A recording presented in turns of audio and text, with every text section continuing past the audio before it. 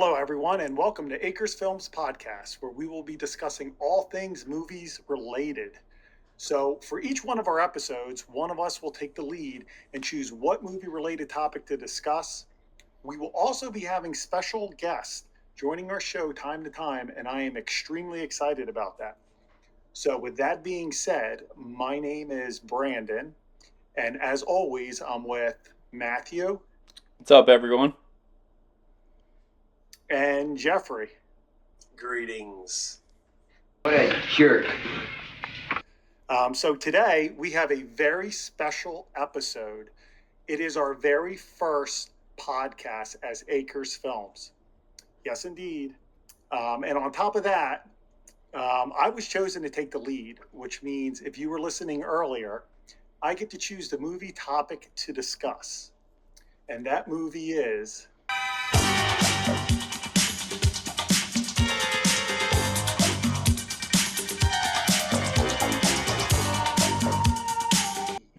in 3D.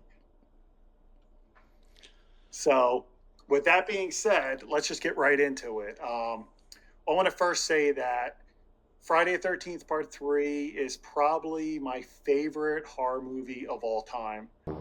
Surely you can't be serious. I am serious. And don't call me Shirley. And I will actually explain why it is so great. Well, first off, the characters are great in this. You have Shelley, who is kind of like a goofy prankster guy, who Jason actually gets his first mask. The classic hockey mask is actually from Shelley. There's also a cool guy with his girlfriend. There's Vera, who's a pretty single lady. They were supposed to get together, her and Shelley. My favorite. But that didn't go too well. There's also some hippies in it. There is a biker gang, which was pretty cool. Do you guys know the names of the bikers or no? It was right there.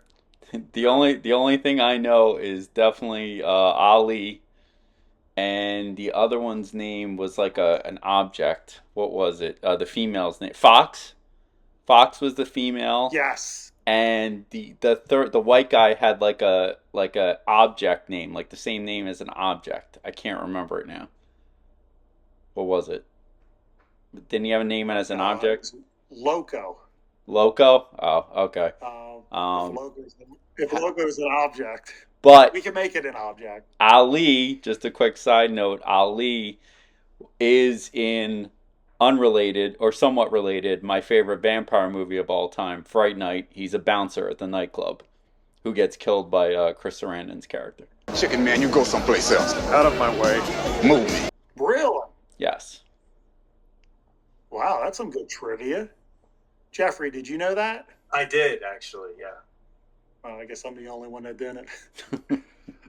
So also you have, here's a great character in this in the beginning. His name's Harold. It was a guy who owned a shop. The shop was like right off a road.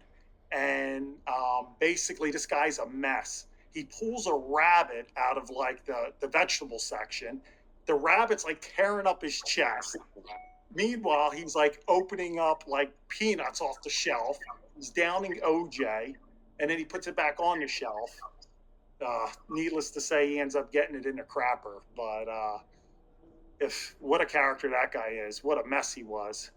And then, of course, there was the final girl, probably the best final girl out of all the Friday the 13th, would be Chris Higgins, played by Dana Kimmel.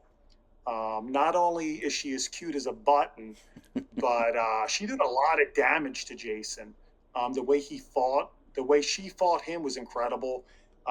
She stabbed him in the hand. She stabbed him in the leg. Actually, Jason makes a grunting noise. So I think this is the only Jason, Friday the 13th, where Jason actually makes a noise. So that's kind of good to know.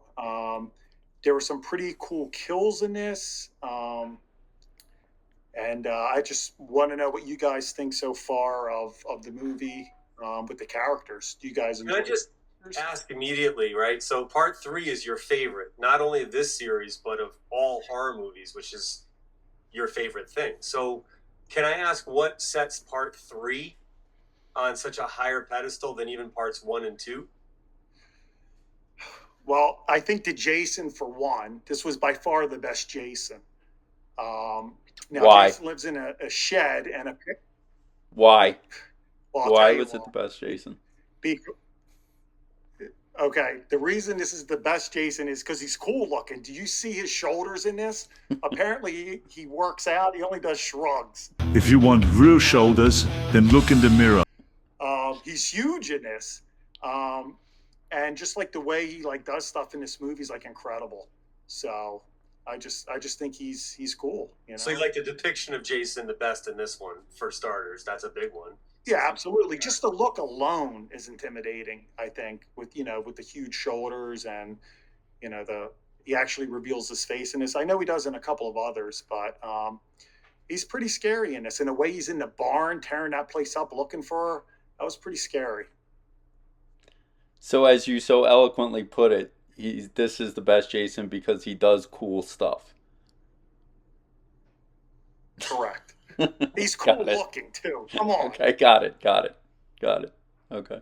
So it's definitely about the bad guy. It's about the evil force that's kind of, terrorizing all the good people and that's really the crux of what you enjoy. It's not the storyline per se or the screenplay or any particular kills. You just, more than anything, you just like the depiction of the bad guy and the feeling that you got from this one. Well, I think that and the final girl, plus you have a van in this. I don't know if you remember the van? I don't know what the van is, like what year it is or what make. It is a Ram, so I guess it's Dodge Ram maybe. I'm not a car guy. But I think from what I've read, it's a 1981 Dodge Ram van. Not sure. If you do know what it is, throw it in the comments. It's just a cool van. I actually met Dana Kimmel, who played the final girl. What was that, 3-4 months ago at a HorrorCon? I think it was March. And it was a March. You were there. Yeah, I think it was March. And my very first question was to Dana was, whatever happened to that van? Because I would buy that in a second. And then I forget the rest of my questions because I blacked out. I'm sure that's what she brought home with her that night, was that memory. I'm pretty sure. That's quite a question. Hopefully. Well, now she was no, wearing... It just had a cool plot. At the convention, though, she was wearing at least a replica of the sweater. I don't know if it was the real sweater. Did she take that home with her? Do we know? Or was that just a replica of the blue sweater that she was wearing? It had to have been a replica. Okay. That's what I'm thinking. Because the original, that was 40... This was made in 1982, so that was 43 years ago. Wow. That'd be cool if it was the real sweater. It'd probably smell, though, being in that water. I have a T-shirt. I have a T-shirt still from 1989. So I have one T-shirt from 1989 that I've held on to. It's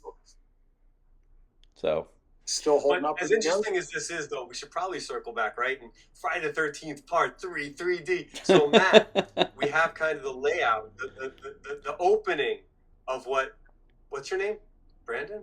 Brandon, we know why he likes Friday the 13th, Part 3. Matt, please chime in with I know you've seen them all. Let's hear what you have to say about this episode. Okay. Well, I did unfortunately try to look at it from a filmmaker's perspective, which raised some flags for me. Now, I like to say the bad stuff first and then the good. So I'm just gonna try to do it quickly off of my notes here, which I took. Too long of a recap, considering like this is that the last one only came out a year prior.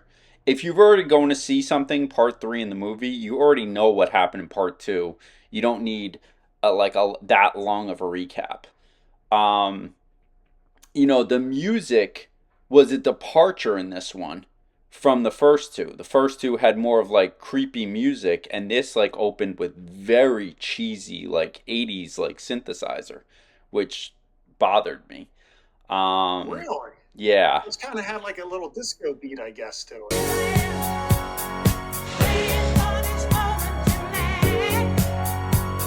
but why though? Because the first two didn't open like that with their opening credits, so that did bother me. Um, I don't like being able to, and this is a thing about like Commando. When he hangs the guy upside down, you actually see clear as day the cable holding the guy's leg when he hangs him upside down before he drops him off the cliff, which always bothered me. Well, in this, there's a snake bite in the very beginning where the snake is supposed to come right at you in like 3D, but you see the string like pulling the snake like right at you, and that bothered me. So again, little things. I didn't like the fact that they replaced. Go ahead. I'm sorry, did you wear your 3D glasses when you watched this? No, because I watched my 2D Blu-ray instead of 3D. I didn't like the fact that they replaced Crazy Maybe Ralph. that's why you saw the screen. I didn't like the fact that they replaced Crazy Ralph with a complete, basically, copy of him. Like, what was the point of they just said, well, we killed off Ralph, so now we have to do a complete copy of him, of a guy sleeping in the road? That kind of, bothered me. I You know. like that. Okay. Hey, that's an eyeball. I'm just saying. And why did the opening theme music start replaying when the bikers showed up at the convenience store out of nowhere? It was just like an awkward music cue. It just started again like the disco beat. And I'm like, why are you replaying that? But hey, Wait, inside the store? I'm sorry? Yes, inside the store when we first meet the bikers.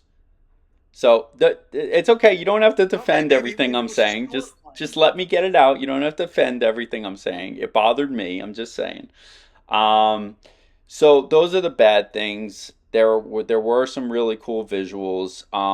There's a scene in the opening sequence with the laundry clotheslines, and I guess it was probably made famous by Halloween, offer a very creepy setting. I do love clotheslines with like sheets hanging on them and stuff because sometimes you can see a shadow behind it or something pops out. I've always liked the laundry clotheslines in horror movies. I always thought that was kind of cool.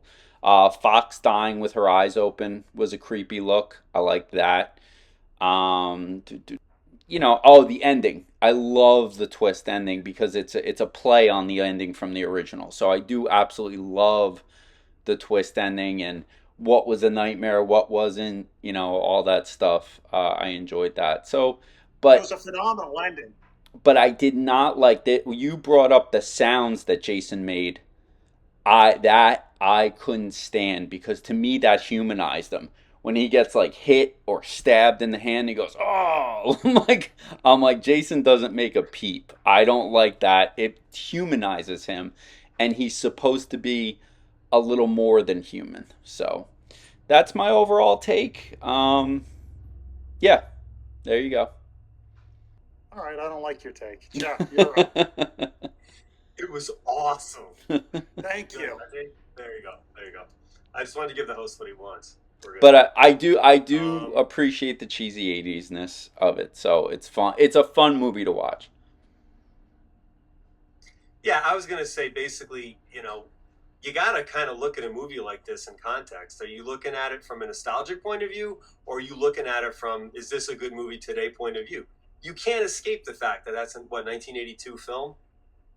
Yeah, And that's a long time ago for a lot of reasons, right? So I happened to see it when I was in like fourth or fifth grade, and I think the movie is perfect for a fourth or fifth grader in 1982. It's not boring. It moves, so you never feel like it's lagging at all, which is probably the cardinal sin. And Matt, especially as a filmmaker, you could testify. The worst thing you could do in a film is bore your audience. Agreed. As long as you're engaged, at least it's entertainment, if nothing else, right? 100%. So I was never bored. But yeah, if I'm gonna get into the details, it's gonna get dirty and ugly. It just is. Now, understand, I wasn't a huge fan of the series. I didn't see anything past number 3. I may not have seen the first 2 in their entirety even. I thought he had the mask basically from part 2 on. So I'm not going to lie. When Jason started out this one with a bag over his head, I'm like, that's for a good reason. Because this is terrible. But it was fun. It moved. we can get into more, but we'll kick it back to the host. What else you got? I'll tell you what, though, that ending was awesome, though.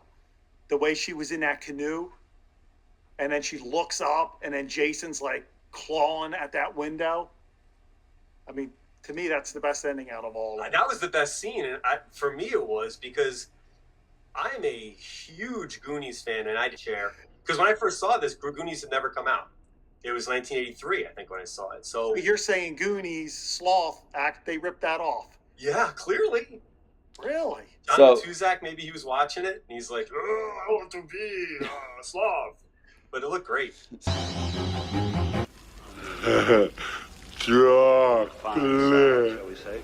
I agree. I compared him to Sloth, and I couldn't agree more. Yeah, I don't see it, but sure.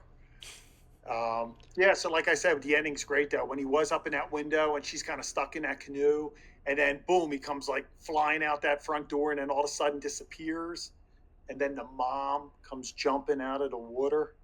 Come on. The what? That's a great ending. No, that wasn't the best ending out of all the horror movies you've seen. That wasn't the best ending. All right, well, let's not All right, go so crazy. Let's step back. Let's step back for a second. Let me ask Matt. I'll start, right? Kick this to you. So there were a couple of points that looked like references to me for other movies, little nods, and maybe I'm just reading into it, right? But there was a shower scene, right? Mm-hmm. Psycho. Everybody knows, especially back then, the whole thing with the build up with the shower scene. You had the axe through the door, right? I mean, it's a reach, but The Shining was only 2 years old at that point. And you had that bridge, that magical bridge that they had to get over in the vehicle to get to the campgrounds. The Legend of Sleepy Hollow, the Headless Horseman that can't cross the bridge, right? So again, maybe I'm reading into it, but what do you guys think? Berkeley? I don't know. First of all, I love the bridge part where she hits like the gas tank thing, her fuel's out, and she has like a backup fuel tank, and she hits the switch. I don't know. I love that. And then Jason comes up and then sticks his hands. It was like choking her, and then he like puts his head through the window, and she escapes and takes off. I don't know. That was a pretty classic scene, if you ask me. My You don't take. like that scene either? My take is that as far as references are concerned, I don't know if I would say they were direct references, but let's face it, obviously a lot of horror is inspired by other horror movies, and I think people, even subconsciously, maybe a filmmaker will put something in a film not even realizing where they've seen it before, but they're like, all right, shower scenes are classic tropes, or coming through the door with an axe is a classic trope, or even the bridge, which is inherently creepy, much like the clotheslines I pointed out earlier, stuff like that. So I think it's more just like the tropes that filmmakers tend to hold on to more than I'm directly tributing. Not that tributes don't exist. I just think maybe in this case it was probably more of let's hit some of the tropes, because I think with the whole series of Friday the 13th, they were focusing a lot on tropes, and they kind of made tropes famous in a lot of ways, for repeating them time and time again. I'm sorry. I think a couple of the kills were pretty original. What do you think about a couple of the kills? I thought they were pretty good. They're original. Where he was doing a handstand and he's walking down the hallway and the machete right through the groin. Come on. You're telling me that wasn't good? Well, define good. Right there. I just defined it. Was fun. Oh, that's, Didn't you know the what? eyeball pop? That's one thing I wrote down was the hot poker scene, using the hot poker as a weapon, which I think doesn't happen enough in horror movies. I thought that was kind of cool. A red hot poker. I thought that was cool. Did you guys find the 3D elements distracting? Because they were clearly very gratuitous. It was a gimmick, the movie. So like when they actually stick things in the camera and hold it there, I mean, there were at least 3 or 4 or 5 instances where they clearly broke that, stream of consciousness, and were just like, look at the flaming thing, that didn't bother you at all? I thought that was pretty cool. Whatever. No, I thought that was cool. Okay. I mean, there's horror movies now that have jokes and it's like a big comedy part. So I mean, doesn't that distract you at all? Where you have a movie, a horror movie, you're supposed to be scared, and then they crack jokes in See, it. I think that's a great point, actually, because one of those is intentionally sort of within the context of the screenplay or the story, right? Like it's comedy, but it's built into the storyline. Whereas the other one, it's like a physical gimmick that may or may not be part of the story. So, okay, the guy's got the hot poker. The character would do that. That's true. But would he stick it right there for like 5 seconds and do that? It depending on how you read it, it could look gratuitous and campy, or you could just say it's just a cool effect in the context of the story. Well, if you had your glasses on, it would be a much better experience. But should you make a movie where you need to wear glasses 50 years later, though? I mean, that's Why not? It's fun. This was a fun movie. This was a great, fun, scary movie. So that's the reason why it's my favorite horror movie. Well, that and Halloween 4. But we'll talk about that at another time. I won't argue with the fun factor. I can't argue with that. But, you also love your huge Jaws guy. Did you catch, was that a Jaws music cue that they integrated, or was that also an accident? There was dun, like a version. I'm trying to remember which scene that was in. But I will give going back a little. I'll give Barkley brought up the handstand kill, which was really cool because there was a shot clearly done from underneath the guy, which means he would have had to have been on some type of glass for them to get the shot from underneath there. So I did note that because I thought that was a cool shot too. I also one of my favorite shots was when the stoner guy is down in the basement and he turns the lights on and Jason is standing behind him. That's always a cool trope for me when I see that in horror movies, when the lights come on and the killer is behind you or whatever. I always like that. I always thought it was a cool effect. Well, let me ask, if you had to rate this from 1 to 10, what would you give it? I think Jeff said it best. I know you're gonna kill me because I always get too complicated, but on what scale?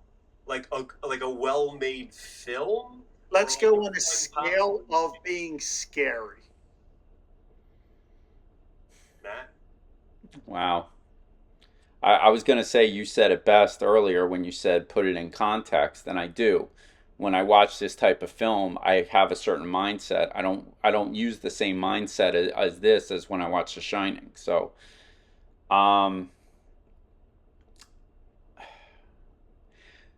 as far as scary, I'm trying to put it in its time because a lot of the things that it showed are now passé and have been done to death. Some of the things at its time, I'm gonna give it a solid 5 for scariness. All right. I was in 5th grade when I saw it. It was fun, but we were also laughing at it at the same time, even as 5th graders. But it was fun, and there was some intense, there are some build-ups that you're anticipating, and so you realize you're a little more tense than you would normally be. That's a good sign. But I'm going to have to say, even in context back then, probably like a 4 as far as scariness. Okay. I mean, I give it an 8. So I thought it was scary. I think it had a lot of great elements. I think there was a lot of great shots. I think there was a lot of great kills in it. And I thought the plot was pretty good. So I think that combination, I give it an 8 of being scary. There were some really creepy scenes in that. So I'll stick with my 8 for that. So we seem to be a little off on this, but definitely was a scary movie for me. Technically, you're off a little on this because me and Matt are both at the same spot, and you doubled our number. So you got to explain it, not us. He also thinks The Shining is a scary movie. That's another episode. Good teaser.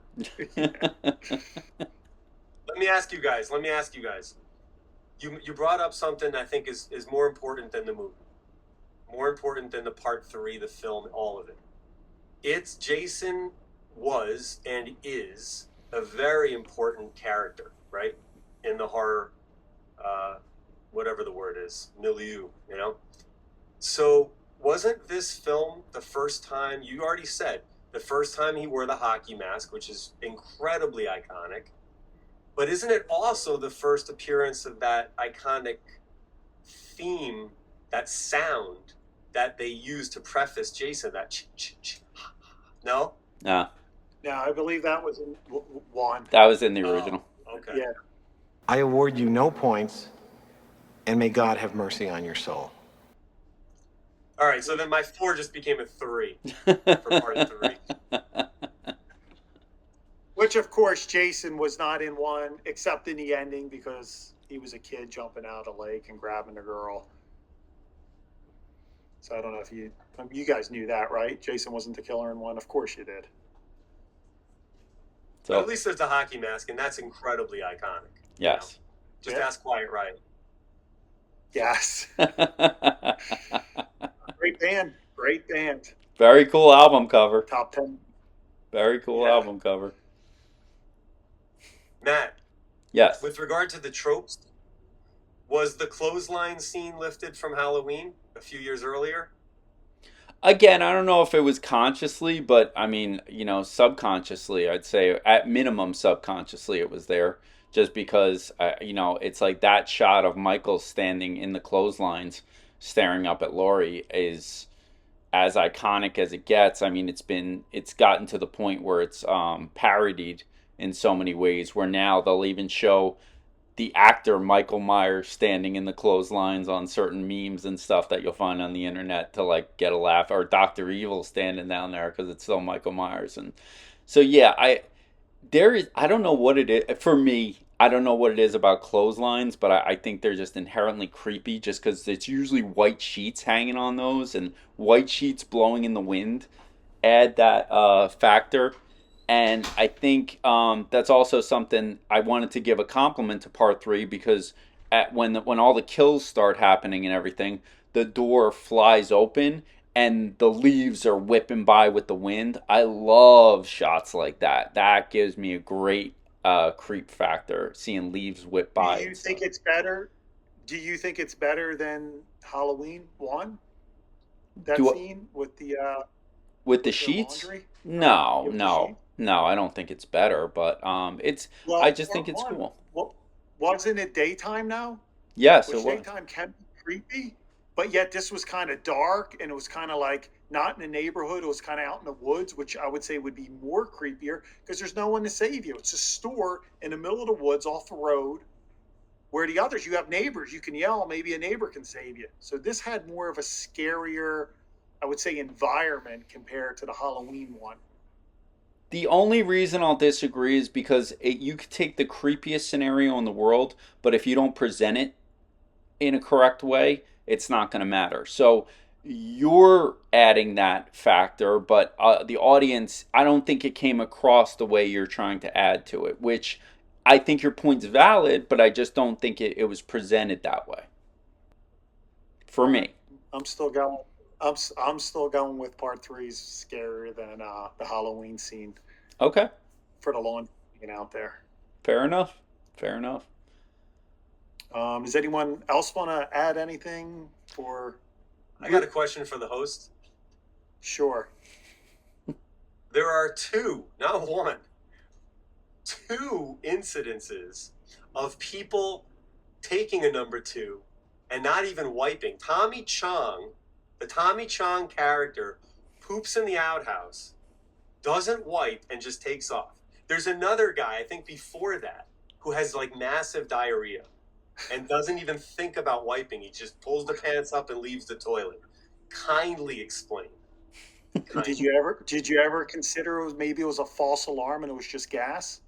Both times from 2 different people? What are they eating? Very possible. I didn't see refried beans anywhere. I'm just saying. I mean, if look, here's the thing. You people out there, if you didn't notice that, you're disgusting. You have horrible hygiene.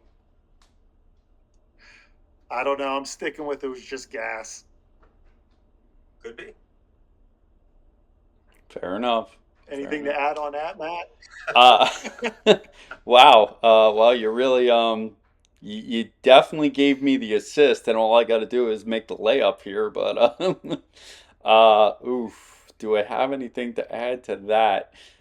I didn't pick up on it, so kudos to Jeff for picking up on that. Oof, oof. Um, Not once, twice. that's impressive. I'll tell you. Yeah, But impressive and a little bit odd. slightly alarming, but at the same time impressive because I was trying to put on my filmmaker cap and Jeff was putting on his well, wiping police cap. So Alarming that I noticed that people don't wipe. It's alarming that you didn't. Am I alone on this island? Let's move on. Host, take it away. take it away, Brandon. Well, all right. Well, anything else you guys want to add to part 3? And Yeah. You want to keep going? Yeah, I mean, sure, I go. could keep What going. else do you have? Oh, real quick question for the host. Was that the director, the newscaster in the beginning? I think it was, wasn't it? On I TV? believe so. Okay. Yes, I will have to. I will have to fact check that though. Okay. I thought I spotted him and I'm like, oh, I think that's him, but okay. I got 4 more quick questions because we're only at 33 right Go now. for it. So let's Sure, keep going. sure, go. All right, do you guys think there are parts of the character of Jason that should have been left out or just not pursued thematically? In part 3? Yeah, from what they portrayed in 3. Yeah, should have kept Anything they should have left out? should have kept the mask on.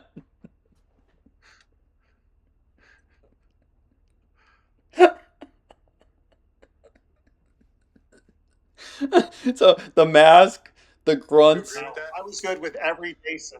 and the running by the lake. Could we lose that too? There's 3 At things least I not without adding the Benny Hill theme. yes, there's 3 things I could have lost on Jason. Well, Keep then, them let's take that the other direction. Let's take it the other direction. okay. Is there something you would have liked to seen explored in the character development, with quotes development? But is there something that what you think could have helped or would have been interesting in the context of this story at that barn, the lake, the whole thing? What could have been there to give the audience a little something else about the character of Jason? Or did they do it pretty much as they should have in that? Well, I think they've done it because they did a part 1 and 2, and you got to understand that they build them up through there. So if you want to know more about Jason, you got to watch 1 and 2. Is that what you're trying to say? Like, did you? No, because it's a progression. So this is a sequel, right? And Matt, you say this often about filmmaking. You love the idea of a sequel because you've already set the stage, the environment, the background for the storyline. You don't have to do the exposition again. Now you can play in that world, right? You always say this. So part 3, Jason is now playing. You're having a good time on his journey. I get it.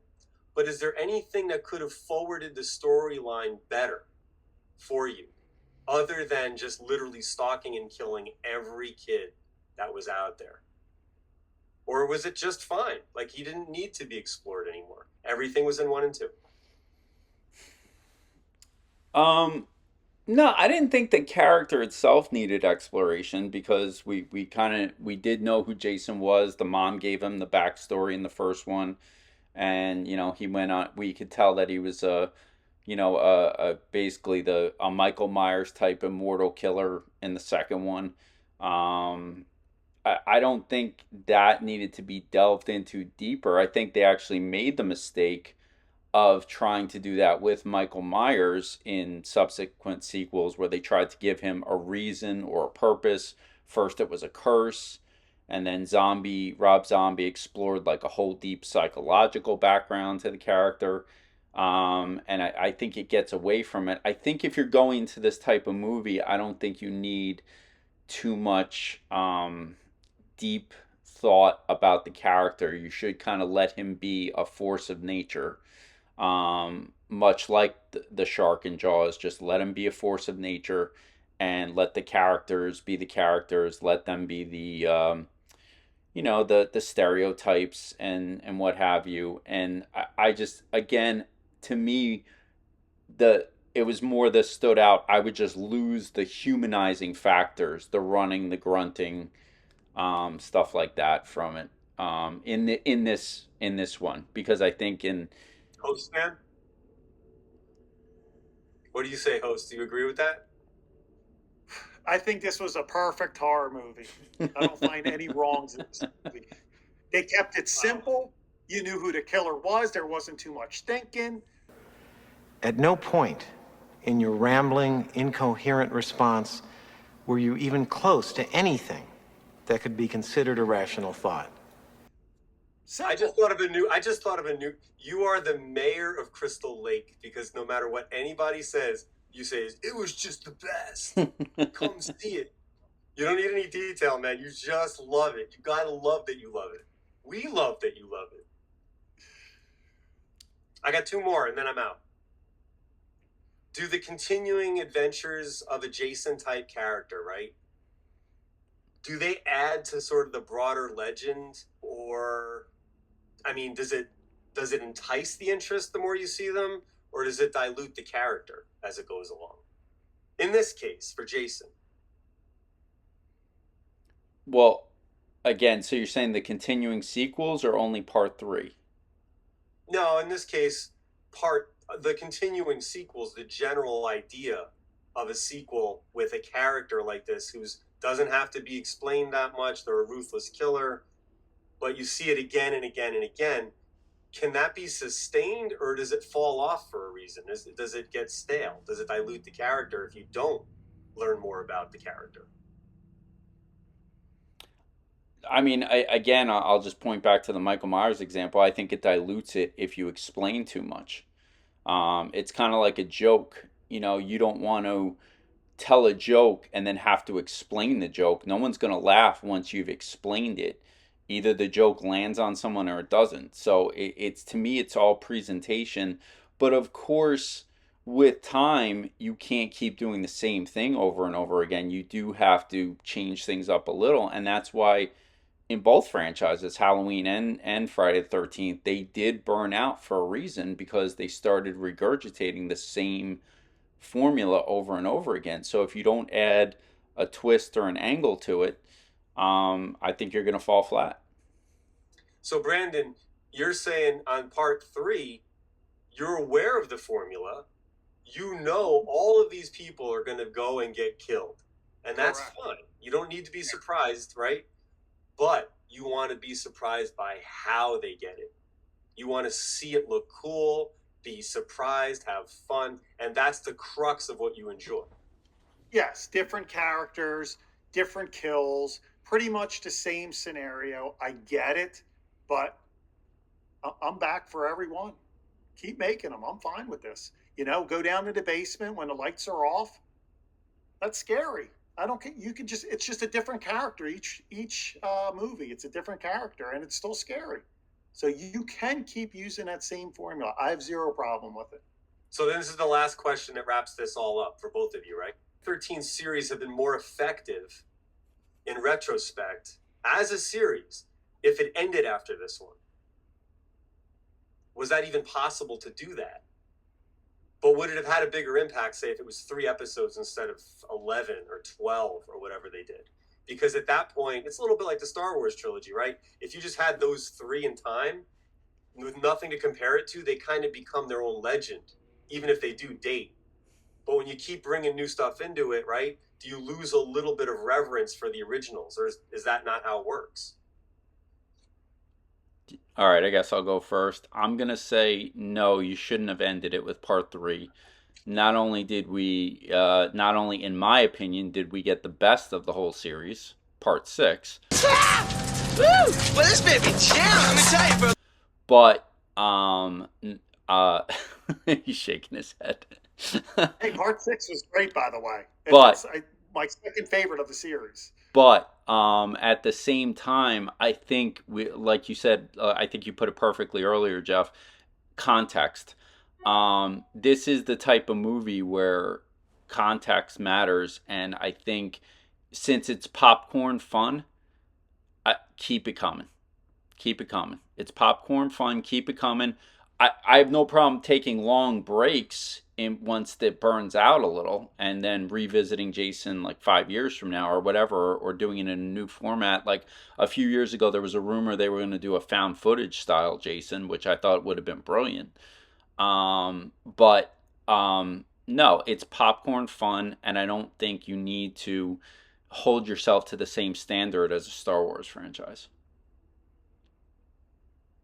Host? Well, I'm happy that they continued. I do agree part 6 is good. Part 4 very underrated as well. No, I'm happy, and I could watch 100 Friday the 13th. So I would love them to just continue. Make them every year. Make 2 a year. How's that? Yeah.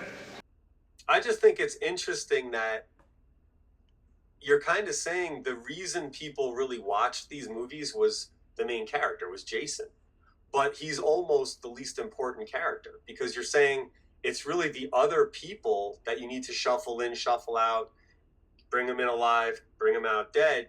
And how you do it is why you watch the movie. So Jason doesn't matter. Mike Myers probably doesn't matter. Jack Torrance probably doesn't matter. If what you're liking is the process, then those are just vehicles to get to the kills. Like today with Terrifier, right? Well, you also have to. Well, Terrifier is great. You also have you got Jason, that's great. You got Freddy Krueger, that's great. So they have the villain. So once you have that magical formula of a great villain, then you can continue to pound these out. So it's just, if you don't have a great villain, then I don't think you can continue and keep making more and more, and part 6 and whatever. So, but Jason was But that's what's interesting, right? Because you say that, it makes sense to me, but I would argue, and Matt, you could jump in on this. I would argue with an Art the Clown, there's a lot more psychologically going on in some ways with that character. You actually see the character's eyes. You see the character's, to some extent, you see a little bit more emotiveness out of the character than like a Jason, you could argue. But I'm not sure that in Terrifier people are just watching it for strictly the kills like they were in Friday the 13th. There's something about the Art the Clown character that really resonates. Jason is a mask, basically. So, and how many people played him? It doesn't even matter, right? So, well, so did Art the Clown, but anyway, you go ahead, talk about it. Okay, then. Yeah, it's like, it's context of the time. Art the Clown wouldn't exist if there wasn't a Jason or a Michael. So it was the precursors to that type of stuff. So I just think it's hard to compare because they came out at different points. Art the Clown came when there was already a Jason and Michael to somewhat to inspire the creation of an Art the Clown. So it's a little bit of a different argument, but at the same time, I mean, Art the Clown added a new spin on these characters where it's a silent killer. Yes, he has a white face, but he has expressions. He's taunting. Whereas Jason and Michael are kind of more, just straightforward, like predators. They just go. They don't make jokes. They don't do pranks. They're not Freddy with the one-liners. So at the time, it was still very new. Even though Jason came along after Michael, it was still a new enough concept that it was able to hold water. I agree with Matt, everything that he said on that. Dynamite drop-in money. That broadcast school has really paid off. All right, here's one more item. The mask, right? That vehicle has been used since Kabuki theater. I mean, the whole idea of you don't know what's behind the mask is forever interesting, right? For a million reasons. But Jason didn't have the mask until this movie. So I don't know if it mattered that much. The first two were big hits, but yet he became known in a lot of ways for wearing that hockey mask. So is that something that they should have played more with, Well, I think they played it up. I mean, yes, it's iconic. Also, when he gets hit with the axe, when Chris Higgins hits Jason on the side of the head, that mark is on that mask is in every Jason after that. It's kind of like a little trivia. That's pretty cool. All right, go ahead, Matt. Jump in. No, I mean, as far as the mask is concerned, I mean, I was thinking about it when I was watching, and I'm like, I'm just impressed that they were able to make a hockey mask scary, because you wouldn't think to utilize a sports mask. It would be the last thing on your mind. Like, I understand what they did with Michael, I understand what they did with Freddy, and I understand, like, like Art the Clown, Scary Clowns. I can understand where all those inspirations came from. Who thought of making a sports mask scary? I mean, I want to give credit there, because I think it is an impressive thing to make what was at the time, even though goalie masks don't look like that anymore, an everyday item scary. Who thought of that? Which I think was, I'm going to give credit on that. That's pretty impressive to me. Well, I think we'll conclude Friday the 13th, Part 3. But before we go, at the end of each episode, we play a little game. It's a question. It's a lightning round, I'm going to say. Basically, mine is about movies. Which movie is better? Matt, what is your little game that you have? I like to call it, what are you watching? Okay. And Jeff, what is yours? Stream of consciousness. I'm not sure what that is, but we'll find I'm anxious out. To hear it. I guess I'll go first. All right. Predator or Terminator? Which is a better movie? What do you like better? Matt, you'll go first. Okay. I am going to go with Predator. To me, it's one of those near perfect action movies. And you can watch it to this day. It does not look dated in the slightest. In Predator, in Terminator's defense, Predator did have a full confident studio, full budget, full everything. And just a great cast of 80s action people, and just I just thought Predator, I like the setting, I like the idea, I liked everything. This is not a knock on Terminator in any way, shape, or form. I just found Predator to be a better film, and a more fun and exciting film. Did I mention this is a lightning round? I was just asking which movie it was. Sorry. Predator. Thank you. You're welcome. Terminator. Never saw Predator. All right, mine's Terminator as well. Predator, great movie, but no, I'm going with Terminator. Okay, back to Matt. Lost Boys or Fright Night? Okay, Fright Night by a hair. By a gnat's hair. By a gnat's hair. Yes. What would Gold say? Hey, if you're looking for trouble, you came to the right place, buddy. Yes. I would say not Fright Night, meaning anything but Fright Night. So Lost Boys it is. Terrible. I'm Fright Night all the way. Back to Matt. Halloween, 1978, the first one, the original one, or Nightmare on Elm Street, the original. Halloween. I want to say Elm Street to make Matt mad, but of course it's Halloween. Okay. By a gnat's hair, I'm going with Nightmare on Elm Street. All right. The Howling or American Werewolf in London? Howling. Never saw The Howling. American Werewolf in London. Okay. I like the comedy. Very good comedy in that movie. Yes. Terrible movie. I'm going with The Howling. Reanimator or The Stuff? Never saw either. That's terrible. I think your lightning round just burned down. All right, Jeff picked The Shining. Perfect. Reanimator or The Stuff? Jeff picked The Shining. Perfect. All right. All right, what's yours, Matt? Go. Lightning round.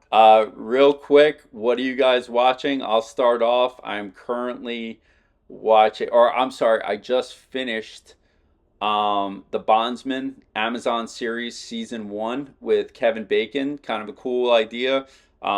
He gets killed, comes back, and Jeff's yawning at me. He is now, he was started out as a bail bondsman in life, but he gets killed. The devil sent brings him back to life to hunt down demons that escape from hell. So now he's a bail bondsman for the devil. Cool show. Check it out. What are you guys watching? Brandon, I'll go to you. Oh, okay. I am watching season 3 of T.J. Hooker. All right. Not horror related, but that's what I'm watching. Hey, that's all I asked was what are you watching? Jeff? I'm just going to say this because, again, I want to annoy everyone. Go ahead. Besides Portuguese soccer, I'm watching 100-Foot Wave. Okay. What is 100-Foot Wave, Jeff, in case the audience doesn't know? It's a docu-series about the largest waves for surfing in the whole world, which is Nazaré, Portugal. Okay, so Portuguese soccer to a Portuguese wave. Got it. Now, what was your game called again? Okay, stream of consciousness. So the first thing that pops into your mind when I say these movie references, just say it. Don't care if it makes sense. Doesn't matter. First thing pops into your mind, whatever it is, as soon as I say these. Judge Dredd.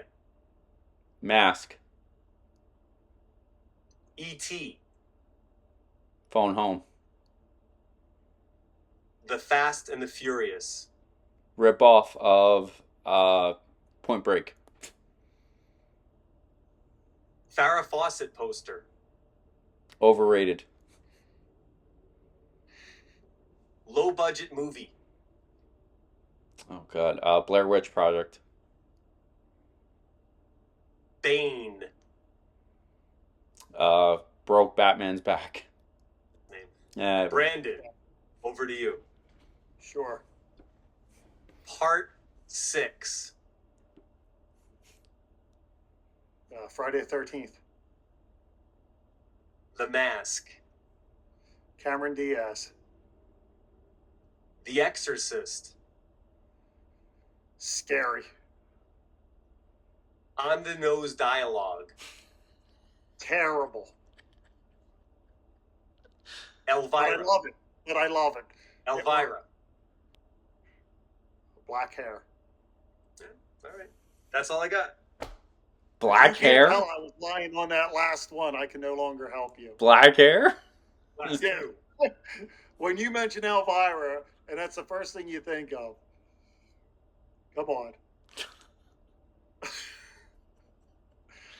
We have to keep this PG rated. Fair enough. How's your head?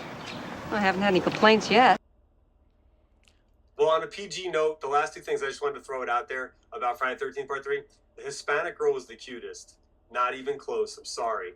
She was. The one that where like her mother was all mad. I concur. Taking her at the beginning. I concur. Okay. So, Mr. 8, you're on an island again there. And also shout out to the producers for the Springsteen the Boss bumper sticker. I noticed that. I liked it. I Good noticed times. that. Well, I'd like to conclude by saying thank you for joining us for this episode of Acres Films Podcast. Please give us a like, subscribe, and hit the bell so you don't miss an episode. Leave us your comments or questions below and follow us at Acres Films on all social media platforms. Thank you, and I hope we'll see you again. In 3D.